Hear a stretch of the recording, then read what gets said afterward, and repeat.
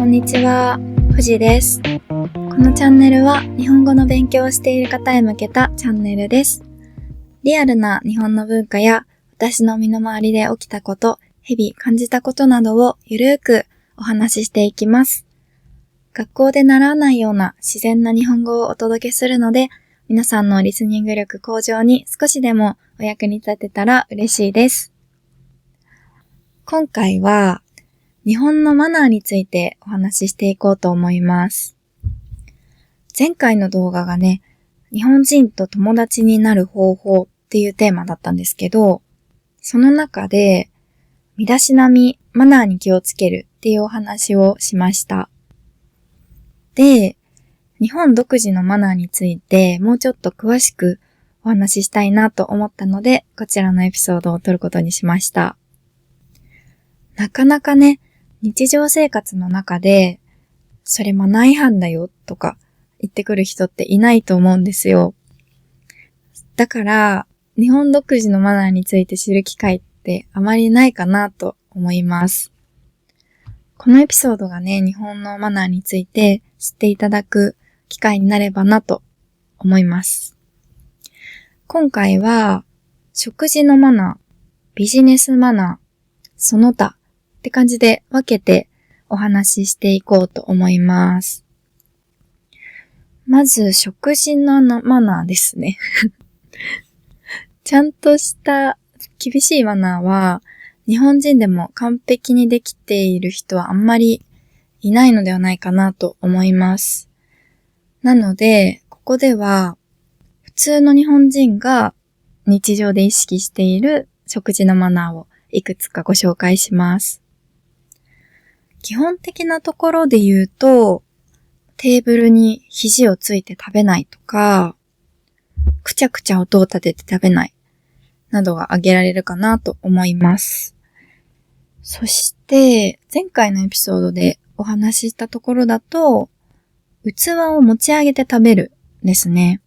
これは、顔を机に近づけて食べると、犬が食べ物を食べてる時みたいだってことで、お行儀が悪いとされています。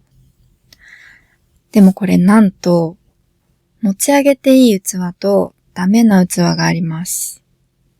難しいですね。焼き魚とか、お肉の大皿、大きいお皿や中くらいのお皿を持ち上げるのはダメです。逆に持ち上げた方がいいのは、ご飯のお茶碗、お味噌汁とかの汁物、あとは小さいお皿、小鉢です。持ち上げにくいものは持ち上げないと覚えていただけたらいいかなと思います。あとは、お箸の使い方のマナーもいろいろあります。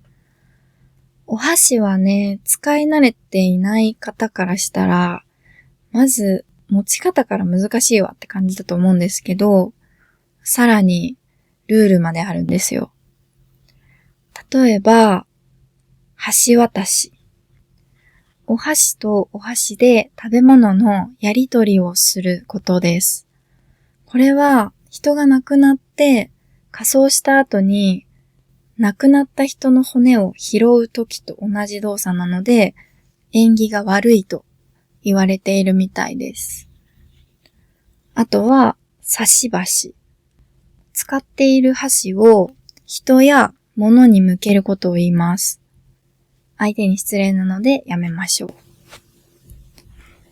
寄せ箸といって食器の縁にお箸を引っ掛けて食器を移動させるのもマナー違反です。中身がこぼれちゃったりしますからね。お箸のマナーは他にもいろいろあるので、気になる方は調べていただければなと思います。はい。次にビジネスマナーですね。これはめんどくさいルールがたくさんあります。まずは座る位置。会社の人とか取引先の人と食事をするとき、タクシーに乗るとき、適当な場所に座ってはいけません。立場が上の人やお客さんが座る席を上座。目下の人や接客する側が座る席を下座と言います。時と場合によるんですけど、基本的に上座は出口から一番遠い席。下座は出口に一番近い席です。レストランとかで注文をする人は、やっぱ一番若い人がやるかなと思うので、出口に一番近い席が注文しやすいですよね。そういう面もあるのかなと思います。でもタクシーとかだとまた違うんですよね。難しい。あとは、名刺交換。初対面の挨拶として買ってすぐに行います。握手とかはせずに名刺を交換します。名刺交換する文化って日本以外でも全然あると思うんですけど、日本の名刺交換は守らないといけないルールがたくさんあります。例えば、立って名刺を渡す。名刺を受け取ったら、しばらくしまわずに机の上に置いておくとかです。日本では名刺イコール相手の顔という認識があるので、受け取った名刺に相手の前でメモとかしたら絶対ダメです。最近はね、オンラインになってきたりしてるんですけど、まだまだ名刺交換の文化はありますね。はい。次は、食事とビジネス以外のマナーをご紹介したいと思います。前回の動画で少し触れたんですけど、電車やバス、エレベーターの中では静かにするっていう暗黙の了解がありますね。大声で話したりとか、電話をしたりとかはマナー違反になるかなと思います。あとは、電車とかに乗る前に列に並ぶですね。駅のホームとかだと、こちらに並んでくださいね、みたいなサインが書いてあることもあるんですけど、そこに沿って並びましょう。他の人を押しのけたり、割り込んだりはしないようにしましょう。